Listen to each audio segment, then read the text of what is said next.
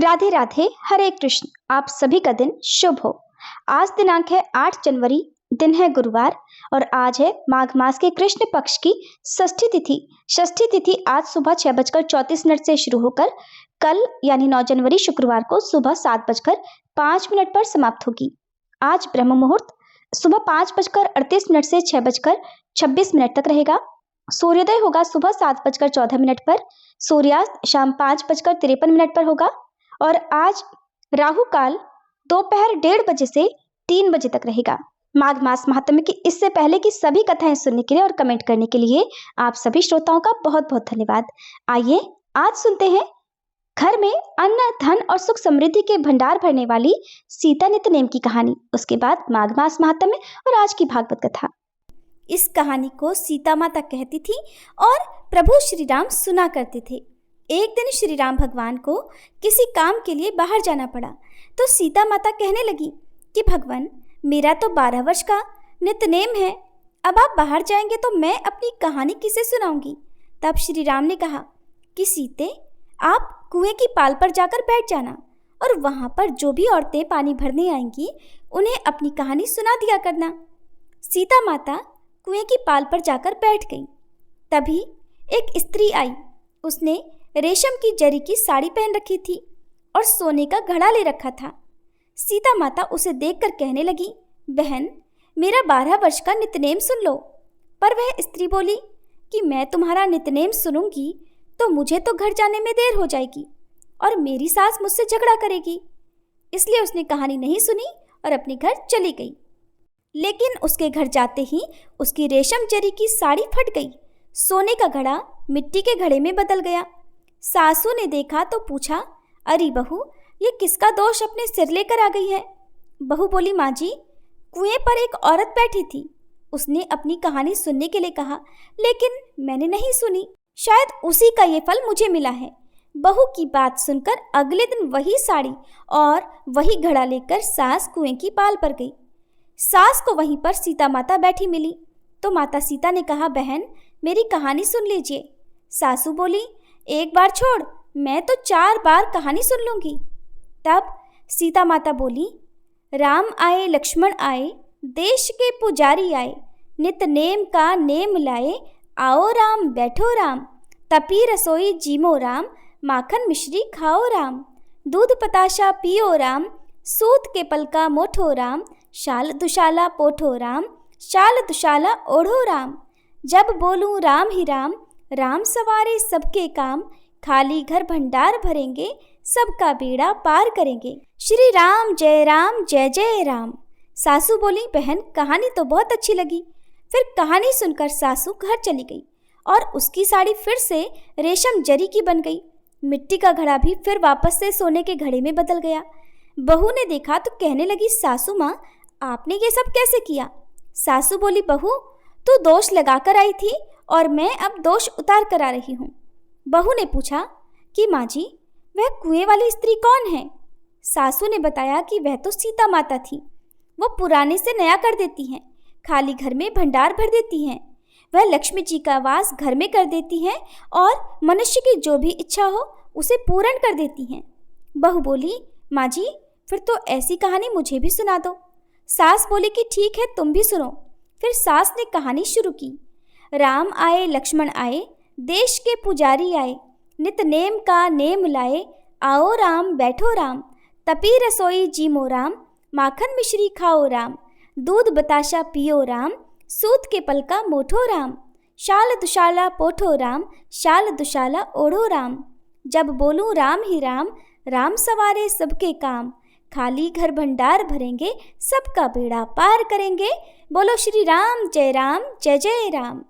कहानी सुनकर बहू बोली, माँ जी, कहानी तो बहुत अच्छी है। सासू ने कहा, ठीक है, अब से हम इस कहानी को रोज किया करेंगे। अब सास बहू रोज सवेरे उठती, नहाती धोती और पूजा करने के बाद नित्य नेम की सीता माता की कहानी कहती। एक दिन की बात है, उनके यहाँ पड़ोस की एक औरत आई और बोली कि बहन, जरा सी आँच तो देना। तो बहू बोली कि आँच तो अभी हमने जलाई ही नहीं। पड़ोसन बोली, तो फिर तुम सुबह 4 बजे से उठकर क्या कर रही हो। तो उन्होंने कहा कि हम तो सुबह सुबह उठकर पूजा करते हैं, फिर सीता माता की नितनेम की कहानी कहते हैं। पड़ोसन ने उनकी बात सुनकर फिर कहा कि सीता माता की कहानी कहने से तुम्हें क्या मिला? तब वे दोनों बोली कि सीता माता की कहानी कहने से घर में भंडार भर जाते हैं, सारे काम पूर्ण हो जाते हैं, मन की इच्छा भी पूरी होती है। पड़ोसन ने कहा, बहन अगर ऐसा है तब तो फिर मुझे भी कहानी सुना दो। तब बहू बोली कि ठीक है, तुम भी ये कहानी सुन लो। राम आए लक्ष्मण आए, देश के पुजारी आए, नित नेम का नेम लाए। आओ राम बैठो राम, तपी रसोई जीमो राम, माखन मिश्री खाओ राम, दूध बताशा पियो राम, सूत के पल का मोठो राम, शाल दुशाला पोठो राम, शाल दुशाला ओढ़ो राम। जब बोलू राम ही राम, राम सवारे सबके काम, खाली घर भंडार भरेंगे, सबका बेड़ा पार करेंगे, श्री राम जय राम। पड़ोसन ने इस कहानी को सुना तो कहने लगी, बहन कहानी तो बहुत अच्छी लगी। अब वह पड़ोसन भी नितनेम सीता माता की कहानी कहने लगी। कहानी कहने से सीता माता ने पड़ोसन के भी धन के भंडार भर दिए। देखते ही देखते अब तो पूरे मोहल्ले में नितनेम की कथा चल पड़ी और हर किसी की मनोकामना पूर्ण होने लगी। हे सीता माता, जैसे आपने उन सभी के भंडार भरे, वैसे ही हमारे भी भरना। कहानी कहने वाले, सुनने वाले और हुंकार भरने वाले सबके भरना। सभी प्रेम से बोलिए, सीता मैया की जय। माघ मास महात्म्य 5वां अध्याय। श्री दत्तात्रेय जी कहते हैं, हे राजन, एक प्राचीन इतिहास कहता हूँ, ध्यान पूर्वक सुनो। भृगुवंश में ऋषिका नाम की एक ब्राह्मणी थी जो बाल्यकाल में ही विधवा हो गई थी।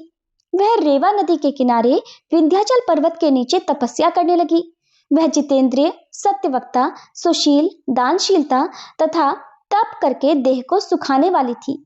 वह अग्नि में आहुति देकर उच्च वृत्ति द्वारा छठे काल में भोजन किया करती थी। वह वल्कल धारण करती थी और संतोष से अपना जीवन व्यतीत करती थी। उसने रेवा और कपिल नदी के संगम में 60 वर्ष तक माघ स्नान किया और फिर वहीं पर वह मृत्यु को प्राप्त भी हो गई। माघ स्नान के फल से वह दिव्य 4000 वर्षों तक श्री विष्णु लोक में वास करके सुंद और उपसुंद दैत्यों का नाश करने के लिए ब्रह्मा जी द्वारा तिलोत्तमा नाम की अप्सरा के रूप में ब्रह्मलोक में उत्पन्न हुई। वह अत्यंत रूपवती, गान विद्या में अति प्रवीण तथा मुकुट कुंडल से शोभायमान थी। उसका रूप, यौवन और सौंदर्य देखकर ब्रह्मा जी भी चकित हो गए। वह तिलोत्तमा रेवा नदी के पवित्र जल में स्नान करके वन में बैठी हुई थी। तब सुंद और उपसुंद के सैनिकों ने चंद्रमा के समान उस रूपवती को देखकर अपने राजा सुंद और उपसुंद से उसके रूप की शोभा का वर्णन किया और कहने लगे कि महाराज, कामदेव को लज्जित करने वाली ऐसी परम सुंदर स्त्री हमने कभी नहीं देखी, आप भी चलकर देखिए। तब वह दोनों सुंद और उपसुंद मदिरा के पात्र रखकर वहां पर आए जहां पर की वह सुंदरी बैठी हुई थी और मदिरा के पान विवल होकर काम क्रीड़ा से वे पीड़ित हुए और दोनों ही आपस में उस स्त्री रत्न को प्राप्त करने के लिए विवाद करने लगे और फिर आपस में युद्ध करते हुए वहीं समाप्त भी हो गए। उन दोनों को मरा हुआ देखकर उनके सैनिकों ने बड़ा कोलाहल मचाया और तब तिलोत्तमा काल रात्रि के समान उनको पर्वत से गिराती हुई 10 दिशाओं को प्रकाशमान करती हुई आकाश में चली गई और देव कार्य सिद्ध करके ब्रह्मा जी के सामने आई। तो ब्रह्मा जी ने प्रसन्नता से कहा कि हे चंद्रावती, मैंने तुमको सूर्य के रथ पर स्थान दिया। जब तक आकाश में सूर्य स्थित है, नाना प्रकार के भोगों को भोगो। सो हे राजन, वह ब्राह्मणी अब भी सूर्य के रथ पर माघ मास स्नान के उत्तम भोगों को भोग रही है। इसलिए श्रद्धावान पुरुषों को उत्तम गति पाने के लिए यत्न के साथ माघ मास में विधि पूर्वक स्नान भी करना चाहिए। प्रिय श्रोताओ, माघ मास महात्म्य में आज बस इतना ही। अब सुनिए आज की भागवत कथा। एक बार भगवान विष्णु और देवताओं के परम पुण्यमय क्षेत्र नैमिषारण्य में शौनक आदि ऋषियों ने भगवत प्राप्ति की इच्छा से सहस्त्र वर्षों में पूरे होने वाले एक महान यज्ञ का अनुष्ठान किया। एक दिन उन लोगों ने प्रातःकाल अग्निहोत्र आदि नित्य कर्मों से निवृत्त होकर श्री सूत जी का पूजन किया और उन्हें ऊंचे आसन पर बिठाकर बड़े आदर से ये प्रश्न किया। ऋषियों ने कहा, सूत जी, आप निष्पाप हैं। आपने समस्त इतिहास, पुराण और धर्मशास्त्रोक्त विधि का अभ्यास और अध्ययन किया है और उनकी भलीभांति व्याख्या भी की है। वेद वेत्ताओं में श्रेष्ठ भगवान बादरायण ने और भगवान के सगुण निर्गुण रूप को जानने वाले दूसरे मुनियों ने जो कुछ जाना है, उन्हें जिन विषयों का ज्ञान है, वो सब आप वास्तविक रूप में जानते हैं। आपका हृदय बड़ा ही सरल और शुद्ध है। इसी से आप उनकी कृपा और अनुग्रह के पात्र हुए हैं। गुरुजन अपने प्रेमी शिष्य को गुप्त से भी गुप्त बात भी बता दिया करते हैं। आयुष्मान, आप कृपा करके ये बतलाइए कि उन सब शास्त्रों, पुराणों और गुरुजनों के उपदेशों में कलयुगी जीवों के परम कल्याण का सहज साधन आपने क्या निश्चय किया है? आप तो संत समाज के भूषण हैं। इस कलयुग में प्रायः लोगों की आयु कम हो गई है। साधन करने में लोगों की रुचि और प्रवृत्ति भी नहीं है। लोग आलसी हो गए हैं। उनका भाग्य तो मंद है ही, समझ भी कम है। इसके साथ ही वे तरह तरह की विघ्न बाधाओं से घिरे हुए भी रहते हैं। शास्त्र भी बहुत से हैं, परंतु उनमें एक निश्चित साधन का नहीं, अनेक प्रकार के कर्मों का वर्णन है, और वे इतने बड़े हैं कि उनका तो एक अंश सुनना भी कठिन है। आप तो परोपकारी हैं। अपनी बुद्धि से उनका सार निकालकर प्राणियों के परम कल्याण के लिए हम श्रद्धालुओं को सुनाइए, जिससे हमारे अंतःकरण की शुद्धि प्राप्त हो। प्यारे सूत जी, आपका कल्याण हो। आप तो जानते ही हैं कि यदुवंशियों के रक्षक भक्त वत्सल भगवान श्री कृष्ण वसुदेव की धर्मपत्नी देवकी जी के गर्भ से त्याग करने की इच्छा से अवतीर्ण हुए थे। श्री व्यास जी कहते हैं, शौनक आदि ब्रह्मवादी ऋषियों के ये प्रश्न सुनकर रोमहर्षण के पुत्र उग्र श्रवा को बड़ा ही आनंद हुआ। उन्होंने ऋषियों के इस मंगलमय प्रश्न का अभिनंदन करके कहना आरंभ किया। सूत जी ने कहा, जिस समय श्री सुखदेव जी का यज्ञोपवीत संस्कार भी नहीं हुआ था, सुतराम लौकिक वैदिक कर्मों के अनुष्ठान का अवसर भी नहीं आया था, उन्हें अकेले ही संन्यास लेने के उद्देश्य से जाते देखकर उनके पिता व्यास जी विरह से कातर होकर पुकारने लगे, बेटा बेटा। उस समय तन्मय होने के कारण श्री सुखदेव जी की ओर से वृक्षों ने उत्तर दिया, ऐसे सबके हृदय में विराजमान श्री सुखदेव मुनि को मैं नमस्कार करता हूँ। यह श्रीमद् भागवत अत्यंत गोपनीय रहस्यात्मक पुराण है। ये भगवत स्वरूप का अनुभव कराने वाला और समस्त वेदों का सार है। संसार में फंसे हुए जो लोग इस घोर अज्ञान अंधकार से पार जाना चाहते हैं, उनके लिए आध्यात्मिक तत्वों को प्रकाशित कराने वाला ये एक अद्वितीय दीपक है। ऋषियों, आपने संपूर्ण विश्व के कल्याण के लिए ये बहुत सुंदर प्रश्न किया है, क्योंकि यह प्रश्न श्री कृष्ण के संबंध में है और इससे भली भांति आत्मशुद्धि हो जाती है। श्री सूत जी कहते हैं, सृष्टि के आदि में भगवान ने लोकों के निर्माण की इच्छा की। इच्छा होते ही उन्होंने महतत्व आदि से निष्पन्न पुरुष रूप ग्रहण किया। उसमें 10 इंद्रियां, 1 मन और 5 भूत, ये 16 कलाएं थी। उन्होंने कारण जल में शयन करते हुए जब योग निद्रा का विस्तार किया, तब उनके नाभि सरोवर में से एक कमल प्रकट हुआ और उस कमल से प्रजापतियों के अधिपति श्री ब्रह्मा जी उत्पन्न हुए। भगवान के उस विराट रूप के अंग प्रत्यंग में ही समस्त लोकों की कल्पना की गई है। वह भगवान का विशुद्ध सत्वमय श्रेष्ठ रूप है। योगी लोग दिव्य दृष्टि से भगवान के उस रूप का दर्शन करते हैं। भगवान का वह रूप हजारों पैर, जांघें, भुजाएं और मुखों के कारण अत्यंत विलक्षण है। उसमें सहस्त्रों सिर, हजारों कान, आंखें और हजारों नासिकाएं हैं। हजारों मुकुट, वस्त्र और कुंडल आदि आभूषणों से वह उल्लसित रहता है। भगवान का यही पुरुष रूप, जिसे नारायण कहते हैं, अनेक अवतारों का अक्षय कोश है। इसी से ही सारे अवतार प्रकट होते हैं। इस रूप के छोटे से अंश से देवता, पशु पक्षी और मनुष्य आदि योनियों की सृष्टि होती है। उन्हीं प्रभु ने पहले कुमार सर्ग में सनक, सनंदन, सनातन और सनत कुमार, इन 4 ब्राह्मणों के रूप में अवतार ग्रहण करके अत्यंत कठिन अखंड ब्रह्मचर्य का पालन किया। दूसरी बार इस संसार के कल्याण के लिए समस्त यज्ञों के स्वामी उन भगवान ने ही रसातल में गई हुई पृथ्वी को निकाल लाने के विचार से सूकर रूप धारण किया।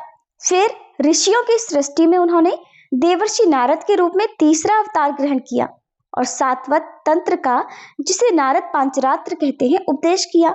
उसमें कर्मों के द्वारा किस प्रकार कर्म बंधन से मुक्ति मिलती है, इसका वर्णन है। धर्म पत्नी मूर्ति के गर्भ से उन्होंने नर नारायण के रूप में चौथा अवतार ग्रहण किया। इस अवतार में उन्होंने ऋषि बनकर मन और इंद्रियों का सर्वथा संयम करके बड़ी कठिन तपस्या की। 5वें अवतार में वे सिद्धों के स्वामी कपिल के रूप में प्रकट हुए और तत्वों का निर्णय करने वाले सांख्य शास्त्र का, जो समय के फेर से लुप्त हो गया था, आसुरी नामक ब्राह्मण को उपदेश किया। अनुसुईया के वर मांगने पर छठे अवतार में वे अत्रि ऋषि की संतान दत्तात्रेय हुए। इस अवतार में उन्होंने अलर्क और प्रहलाद आदि को ब्रह्म ज्ञान का उपदेश किया। सातवीं बार रुचि प्रजापति की आकुति नामक पत्नी से यज्ञ के रूप में उन्होंने अवतार ग्रहण किया और अपने पुत्र याम आदि देवताओं के साथ स्वयंभू मनवंतर की रक्षा की। राजा नाभि की पत्नी मेरु देवी के गर्भ से ऋषभ देव के रूप में भगवान ने 8वां अवतार ग्रहण किया और इस रूप में उन्होंने परमहंसों का वो मार्ग, जो कि सभी आश्रमियों के लिए वंदनीय है, उसे दिखाया।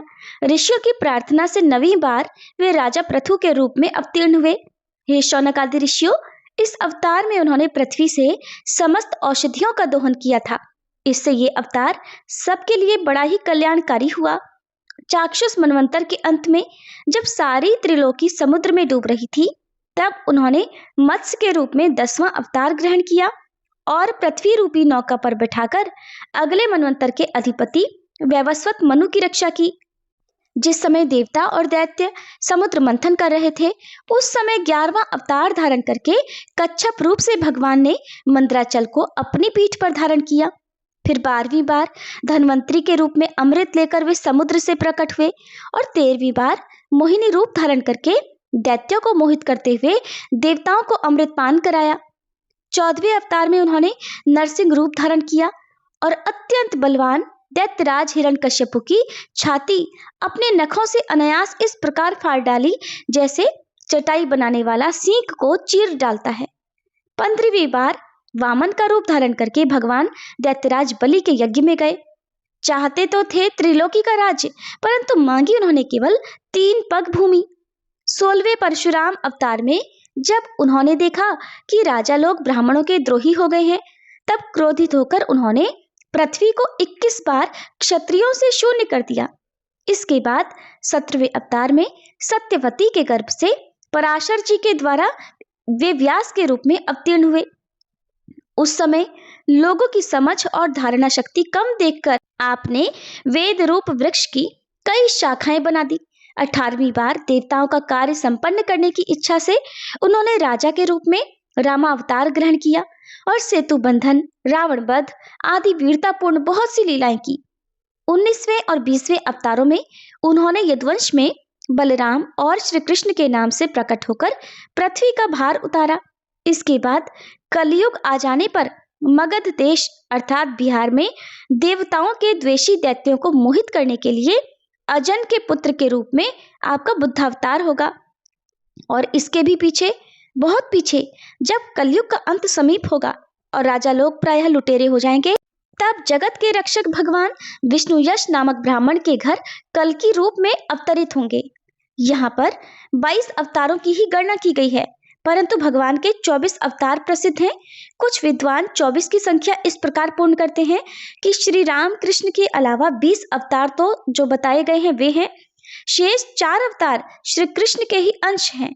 स्वयं श्री कृष्ण तो पूर्ण परमेश्वर हैं, वे अवतार नहीं अवतारी हैं, इसलिए श्री कृष्ण को अवतारों की गणना में नहीं गिना जाता। और उनके 4 अंश ये हैं, एक तो केश का अवतार, दूसरा सुतपा तथा प्रश्नि पर कृपा करने वाला अवतार, तीसरा संकर्षण बलराम और चौथा परब्रह्म। इस प्रकार इन 4 अवतारों से विशिष्ट 5वें साक्षात भगवान वासुदेव हैं। और दूसरे विद्वान ऐसा मानते हैं कि 22 अवतार तो जो बताए गए हैं वे हैं ही, इसके अलावा 2 और हैं, हंस और हयग्रीव। श्री सूत जी कहते हैं, हे शौनक आदि ऋषियों, जैसे अगाध सरोवर से हजारों छोटे छोटे नाले निकलते हैं, वैसे ही सत्वनिधि भगवान श्री हरि के असंख्य अवतार हुआ करते हैं। ऋषि, मनु, देवता, प्रजापति, मनुपुत्र और जितने भी महान शक्तिशाली हैं, वे सब के सब भगवान के ही अंश हैं। ये सब अवतार तो भगवान के अंशावतार हैं अथवा कला अवतार हैं, परंतु श्री कृष्ण भगवान तो स्वयं अवतारी ही हैं।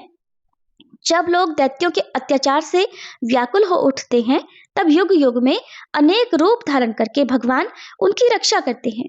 और भगवान के दिव्य जन्मों की ये कथा अत्यंत गोपनीय रहस्यमयी है। जो मनुष्य एकाग्र चित्त से नियम पूर्वक सायंकाल और प्रातःकाल प्रेम से इसका पाठ करता है वह सब दुखों से छूट जाता है। शौनक आदि ऋषियों, आप लोग बड़े ही सौभाग्यशाली तथा धन्य हैं जो इस जीवन में और समस्त विघ्न बाधाओं से भरे इस संसार में समस्त लोकों के स्वामी भगवान श्री कृष्ण से ये सर्वात्मक आत्मभाव, ये अनिर्वचनीय अनन्य प्रेम करते हैं, जिससे फिर इस जन्म मरण रूप संसार के भयंकर चक्र में नहीं पड़ना होता। भगवान वेद व्यास ने यह वेदों के समान भगवत चरित्र से परिपूर्ण भागवत नाम का पुराण बनाया है। उन्होंने इस श्लाघनीय, कल्याणकारी और महान पुराण को लोगों के परम कल्याण के लिए अपने आत्मज्ञान शिरोमणि पुत्र को ग्रहण कराया। इसमें सारे वेद और इतिहासों का सार संग्रह किया गया है। श्री सुखदेव जी ने राजा परीक्षित को यह सुनाया। उस समय वे परम ऋषियों से घिरे हुए आमरण अनशन का व्रत लेकर गंगा तट पर बैठे हुए थे। भगवान श्री कृष्ण जब धर्म ज्ञान आदि के साथ अपने परम धाम को पधार गए, तब इस कलयुग में जो लोग अज्ञान रूपी अंधकार से अंधे हो रहे हैं, उनके लिए यह पुराण रूपी सूर्य इस समय प्रकट हुआ है। शौनक आदि ऋषियों, जब महातेजस्वी श्री सुखदेव जी महाराज वहां इस पुराण की कथा कह रहे थे, तब मैं भी वहां बैठा हुआ था। वहीं मैंने उनकी कृपापूर्ण अनुमति से इसका अध्ययन किया। मेरा जैसा अध्ययन है और मेरी बुद्धि ने जिस प्रकार इसको ग्रहण किया है, उसी के अनुसार इसे मैं आप लोगों को सुनाऊंगा। व्यास जी कहते हैं, उस दीर्घकालीन सत्र में सम्मिलित हुए मुनियों में विद्या वयोवृद्ध कुलपति ऋग्वेदी शौनक जी ने सूत जी की पूर्वोक्त बात सुनकर उनकी प्रशंसा की और फिर कहा, हे सूत जी, आप तो वक्ताओं में श्रेष्ठ और बड़े भाग्यशाली हैं। जो कथा भगवान श्री सुखदेव जी ने कही थी, वही भगवान की पुण्यमयी कथा आप कृपा करके हम सबको भी सुनाइए। वह कथा किस युग में, किस स्थान पर और किस कारण से हुई थी? मुनिवर श्री कृष्ण द्वैपायन ने किसकी प्रेरणा से इस परमहंसों की संहिता का निर्माण किया था? उनके पुत्र सुखदेव जी बड़े योगी, समदर्शी, भेदभाव रहित, संसार निद्रा से जगे और निरंतर एकमात्र परमात्मा में ही स्थित रहते हैं। वे छिपे रहने के कारण मूढ़ से प्रतीत होते हैं। व्यास जी जब संन्यास के लिए वन की ओर जाते हुए अपने पुत्र का पीछा कर रहे थे, उस समय जल में स्नान करने वाली स्त्रियों ने वस्त्रहीन सुखदेव जी को देखकर तो वस्त्र धारण नहीं किया, परंतु वस्त्र पहने हुए व्यास जी को देखकर वे लज्जा से वस्त्र पहनने लगी थी। इस आश्चर्य को देखकर जब व्यास जी ने उन स्त्रियों से इसका कारण पूछा, तब उन्होंने उत्तर दिया कि आपकी दृष्टि में तो अभी स्त्री पुरुष का भेद बना हुआ है, परंतु आपके पुत्र की शुद्ध दृष्टि में ये भेद नहीं है। कुरु जांगल देश में पहुंचकर हस्तिनापुर में वे पागल, गूंगे और जड़ के समान विचरते होंगे। नगरवासियों ने उन्हें कैसे पहचाना? पांडव नंदन राजर्षि परीक्षित का इन मौनी सुखदेव जी के साथ संवाद कैसे हुआ, जबकि ये तो मौन रहते थे, जिसमें भागवत संहिता कही गई। महाभाग श्री सुखदेव जी तो गृहस्थों के घरों को तीर्थ स्वरूप बना देने के लिए उतनी ही देर उनके दरवाजे पर रहते हैं जितनी देर में एक गाय दुही जाती है। सूत जी, हमने तो सुना है कि अभिमन्यु नंदन परीक्षित भगवान के बड़े प्रेमी भक्त थे। उनके अत्यंत आश्चर्यमय जन्म और कर्मों का भी वर्णन कीजिए। वे तो पांडव वंश के गौरव बढ़ाने वाले सम्राट थे। फिर वे भला किस कारण से साम्राज्य लक्ष्मी का परित्याग करके गंगा तट पर मृत्यु पर्यंत अनशन का व्रत लेकर बैठे थे? शत्रुगण अपने भले के लिए बहुत सा धन लाकर उनके चरण रखने की चौकी को नमस्कार करते थे। वे एक वीर युवक थे। उन्होंने उस दुस्त्यज लक्ष्मी को, जिसका मोह त्यागना सबके लिए संभव नहीं होता, अपने प्राणों के साथ भला क्यों त्याग देने की इच्छा की? जिन लोगों का जीवन भगवान के आश्रित है, वे तो संसार के परम कल्याण, अभ्युदय और समृद्धि के लिए ही जीवन धारण करते हैं। उसमें उनका अपना कोई स्वार्थ नहीं होता। उनका शरीर तो दूसरों के हित के लिए था, फिर उन्होंने विरक्त होकर उसका परित्याग क्यों कर दिया? वेदवाणी को छोड़कर अन्य समस्त शास्त्रों के तो आप पारदर्शी विद्वान हैं सूत जी, इसलिए इस समय जो कुछ भी हमने आपसे पूछा है वह सब कृपा करके हमें कहिए। तब सूत जी ने कहा, इस वर्तमान चतुर्युगी के तीसरे युग द्वापर में महर्षि पराशर के द्वारा वसु कन्या सत्यवती के गर्भ से भगवान के कला अवतार योगीराज व्यास जी का जन्म हुआ। एक दिन वे सूर्योदय के समय सरस्वती नदी के पवित्र जल में स्नान आदि करके एकांत पवित्र स्थान पर बैठे हुए थे। महर्षि भूत और भविष्य को जानते थे। उनकी दृष्टि अचूक थी। उन्होंने देखा कि जिसको लोग जान नहीं पाते, ऐसे समय के फेर से प्रत्येक युग में धर्म संकरता और उसके प्रभाव से भौतिक वस्तुओं की भी शक्ति का ह्रास होता रहता है। संसार के लोग श्रद्धाहीन और शक्ति रहित होते जाते हैं। उनकी बुद्धि कर्तव्य का ठीक ठीक निर्णय भी नहीं कर पाती, आयु भी कम हो जाती है। लोगों की इस भाग्यहीनता को देखकर उन मुनीश्वर ने अपनी दिव्य दृष्टि से समस्त वर्णों और आश्रमों का हित कैसे हो, इस पर विचार किया। फिर उन्होंने सोचा कि वेदोक्त चातुर्होत्र कर्म लोगों का हृदय शुद्ध करने वाला है। इस दृष्टि से यज्ञों का विस्तार करने के लिए उन्होंने एक ही वेद के 4 विभाग कर दिए। व्यास जी के द्वारा ऋक्, यजु, साम और अथर्व, इन 4 वेदों का उद्धार अर्थात पृथक्करण हुआ। इतिहास और पुराणों को 5वां वेद कहा जाता है। उनमें से ऋग्वेद के पैल, साम गान के विद्वान जैमिनी और यजुर्वेद के एकमात्र स्नातक वैशंपायन हुए। अथर्ववेद में प्रवीण हुए दरुण नंदन सुमंतु मुनि। इतिहास और पुराणों के स्नातक मेरे पिता रोमहर्षण थे। इन पूर्वोक्त ऋषियों ने अपनी अपनी शाखा को भी और भी अनेक भागों में विभक्त कर दिया। इस तरह शिष्य, प्रशिष्य और उनके शिष्यों द्वारा वेदों की बहुत सी शाखाएं बन गईं। इस प्रकार कम समझ वाले पुरुषों पर कृपा करके भगवान वेद व्यास ने इसलिए ऐसा विभाग कर दिया कि जिन लोगों को स्मरण शक्ति नहीं है या फिर कम है, वे भी वेदों को धारण कर सकें। स्त्री, शूद्र और पतित द्विजाति तीनों ही वेद श्रवण के अधिकारी नहीं हैं, इसलिए वे कल्याणकारी शास्त्रोक्त कर्मों के आचरण में भूल कर बैठते हैं। अब इसके द्वारा उनका भी कल्याण हो जाए, ये सोचकर महामुनि व्यास जी ने बड़ी कृपा करके महाभारत इतिहास की रचना की। शौनक आदि ऋषियों, हालांकि व्यास जी इस प्रकार अपनी पूरी शक्ति से सदा सर्वदा प्राणियों के कल्याण में ही लगे रहे, फिर भी उनके हृदय को इससे संतोष नहीं हुआ। उनका मन कुछ खिन्न सा हो गया। सरस्वती नदी के पवित्र तट पर एकांत में बैठकर धर्मवेत्ता व्यास जी मन ही मन विचार करते हुए इस प्रकार कहने लगे कि मैंने निष्कपट भाव से ब्रह्मचर्य व्रतों का पालन करते हुए वेद, गुरुजन और अग्नियों का सम्मान किया है और उनकी आज्ञा का पालन किया है। महाभारत की रचना के बहाने मैंने तो वेद के अर्थ को भी खोल दिया है, जिससे स्त्री, शूद्र आदि भी अपने अपने धर्म कर्म का ज्ञान प्राप्त कर लेते हैं। यद्यपि मैं ब्रह्म तेज से संपन्न एवं समर्थ हूँ, फिर भी मेरा हृदय कुछ अपूर्ण काम सा जान पड़ता है। अवश्य ही अब तक मैंने भगवान को प्राप्त कराने वाले धर्मों का प्रायः निरूपण नहीं किया है। वे ही धर्म परमहंसों को प्रिय हैं और वे ही भगवान को भी प्रिय हैं। हो न हो मेरी अपूर्णता का यही कारण है। श्री कृष्ण द्वैपायन व्यास जी इस प्रकार अपने को अपूर्ण सा मानकर जब खिन्न हो रहे थे, उसी समय पूर्वोक्त आश्रम पर देवर्षि नारद जी आ पहुंचे। उन्हें आया देखकर व्यास जी तुरंत खड़े हो गए। उन्होंने देवताओं के द्वारा सम्मानित देवर्षि नारद जी की विधि पूर्वक पूजा की। इसके बाद व्यास जी और देवर्षि नारद जी में जो भी वार्तालाप हुआ, उसका वृतांत आप सभी कल की कथा में सुनिएगा। अब सुनिए लपसी और तपसी की कहानी। एक बार एक लपसी था, एक तपसी था। तपसी हमेशा भगवान की तपस्या में लीन रहता था। लपसी रोजाना 1.25 सेर की लापसी बनाकर भगवान को भोग लगाकर जीम लेता था। एक दिन वे दोनों आपस में झगड़ा करने लगे। तपसी बोला, मैं रोज भगवान की तपस्या करता हूँ, इसलिए मैं बड़ा हूँ। लपसी बोला, मैं रोज भगवान को 1.25 सेर लापसी का भोग लगाता हूँ, इसलिए मैं बड़ा हूँ। नारद जी वहां से गुजर रहे थे। दोनों को झगड़ा करता देख उनसे पूछा कि तुम दोनों झगड़ा क्यों कर रहे हो। तब लपसी ने खुद को बड़ा होने का कारण बताया और तपसी ने भी खुद को बड़ा होने का कारण नारद जी को बताया। सुनकर नारद जी बोले, तुम्हारा फैसला तो मैं कर दूंगा। दूसरे दिन लपसी और तपसी स्नान कर अपनी रोज की भक्ति करने आए तो नारद जी ने छुपकर 1.25 करोड़ की एक एक अंगूठी उन दोनों के आगे रख दी। तपसी की नजर जब अंगूठी पर पड़ी तो उसने चुपचाप अंगूठी उठाकर अपने नीचे दबा ली।